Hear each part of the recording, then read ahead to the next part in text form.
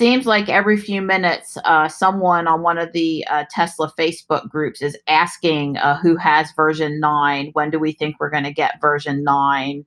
They're excited about version 9. Well, to be clear, Don and I are really excited to get version 9 too, and we're also wondering. So I was looking in TeslaFi to see what I could find out about it. It shows some information about software updates. There are 2,706 Teslas currently with TeslaFi installed. And out of those, to the best of my understanding, 3 of those cars have version 9 or 2018.39. something on their cars. One person got it on the 27th, and apparently 2 more people put it on early this morning. So the percentage is minuscule as far as customers in the TeslaFi fleet that have received the version 9 update. Hopefully those numbers are going to start growing rapidly. I'm sure going to be logging in daily to see how it's going until we get the much anticipated little yellow alarm clock notifying us of a software notification in the upper right hand corner. I will also be making sure every time I get out of the car that the car is on the Wi-Fi. You know, we have a repeater out in the garage so that the car can have really good connectivity, and I'm going to be double checking on that.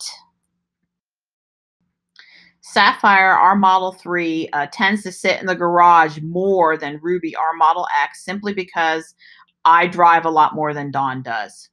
So Dawn happened to notice that Sapphire, the Model 3, seemed to be losing quite a good bit of rated range just sitting in the garage. And we were curious if it was more, the same, or less than Ruby, our Model X.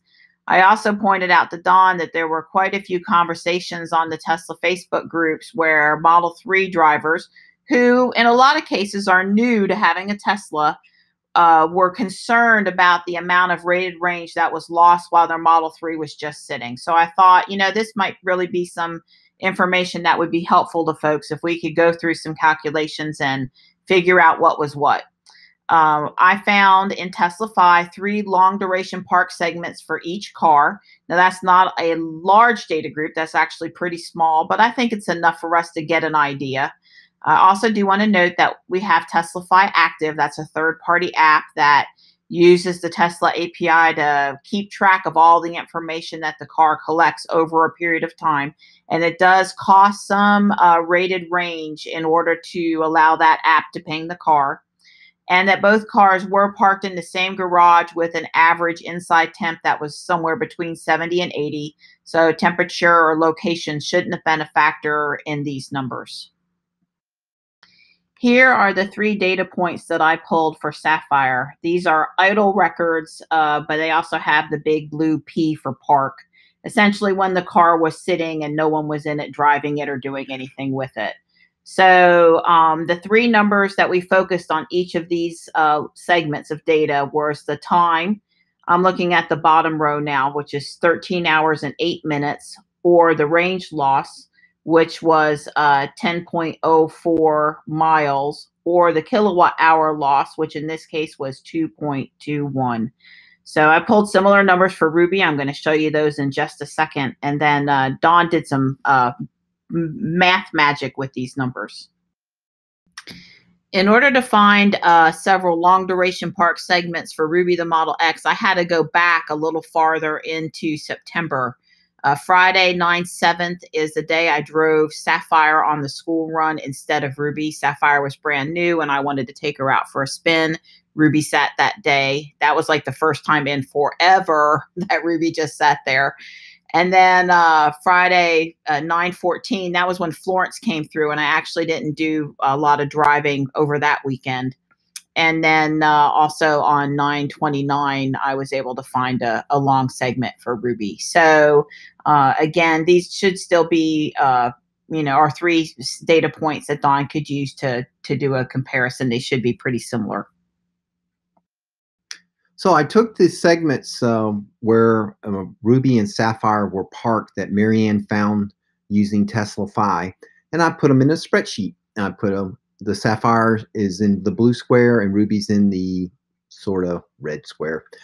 So anyway, each of the segments contains the number of hours that the car was parked, the rated miles that were lost during that event and the kilowatt hours that were lost during that idle event.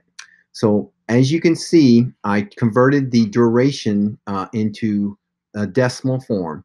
So for Sapphire, the total duration was 43.9 hours she was parked. During that 43.9 hours, she lost 35.96 rated miles of range, and that is 7.82 kilowatt hours. So if you divide the miles by the number of hours, the loss per hour is 0.82 rated miles per hour for Sapphire and 0.178 kilowatt hours. If you look at the Ruby's numbers, you will see that the rated miles lost per hour is less, only 0.57. However, the actual kilowatt hours lost per hour is basically the same. It's 0.177 versus 0.178. So both Ruby and Sapphire, from electricity, what you have to pay is almost exactly the same. For all practical purposes, they are the same. So I calculated, if you take the 0.178 per hour loss, multiply that by 24, that works out to be 4.27 kilowatt hours per day. So every 24 hours, either Ruby or Sapphire are parked, we lose 4.27 kilowatt hours. Our rate is 7 cents an hour, and our charging efficiency is, let's just put 85%. So that means before taxes, it costs us approximately 35.5 cents per day for Sapphire or Ruby to sit there. Now, to make calculations a little easier, I did the same calculations at 10 cents per hour. So the 4.27 kilowatt hour loss at 10 cents per hour works out to be 50 cents per day.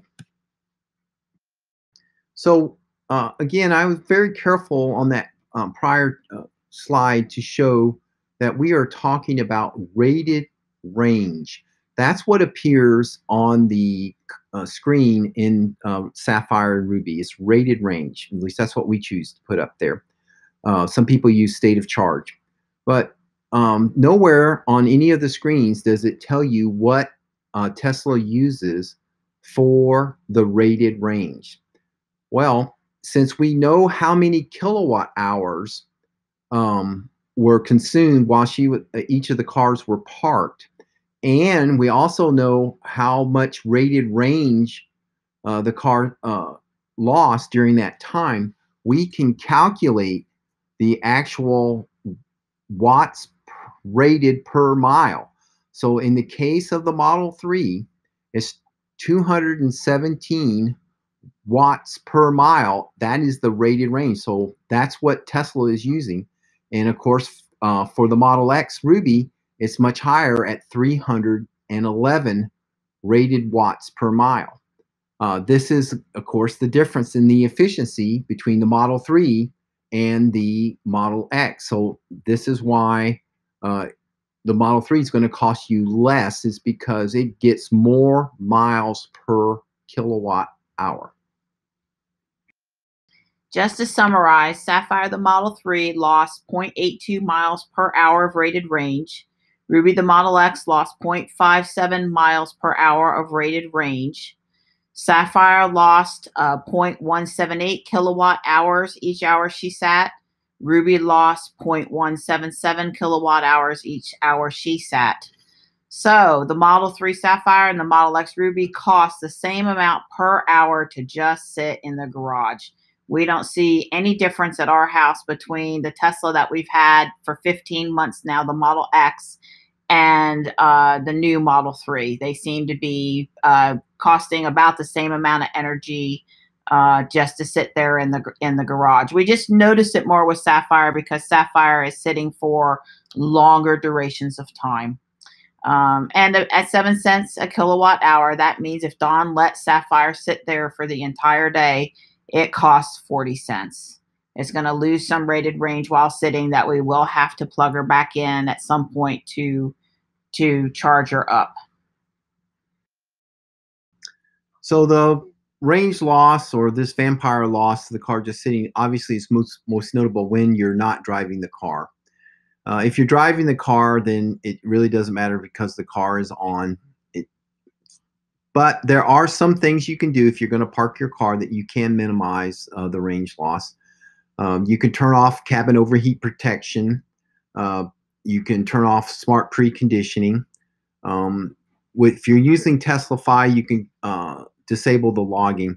Now, I need to say very clearly that it's really not TeslaFi's fault. They have a facility in TeslaFi that you can allow the car to sleep, and you can also allow the car to deep sleep. It's not too difficult, but it is a setup process you go through. I chose not to do that on Ruby because basically Ruby never sits. However, I am reconsidering that for Sapphire since she does sit for longer periods of time. It might be worthwhile to let the car sleep and also go into deep sleep. But there are some other things you can do, like user controls. You can go to displays and turn energy saving on. Remember that the outside air temperature is going to affect the battery conditioning. Having the key fob too close to the car could cause the car to wake up.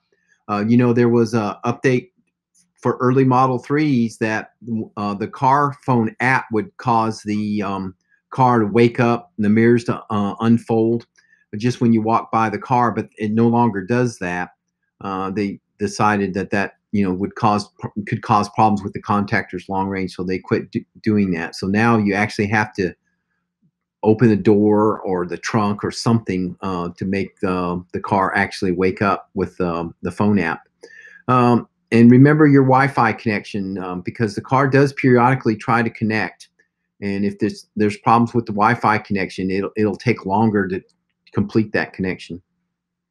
Hey, Donnie. Good morning, sweet pea. I want to walk with you to get the paper. That wouldn't be a good idea because the mosquitoes, they love sweet things like you. Oh, I walked to the garage to get some cat food and I got 3 bites and I walked as fast as I could. So yeah, well, I think you got to go without me, Donnie. Until we get one of those cold mornings, we're going to be fighting these mosquitoes from all that moisture and rain from the hurricane. I'm afraid so. I'm out in Ruby to do my daily drive and Pokemon Go run, just to see what I can see, what's going on around my town this afternoon, that kind of thing.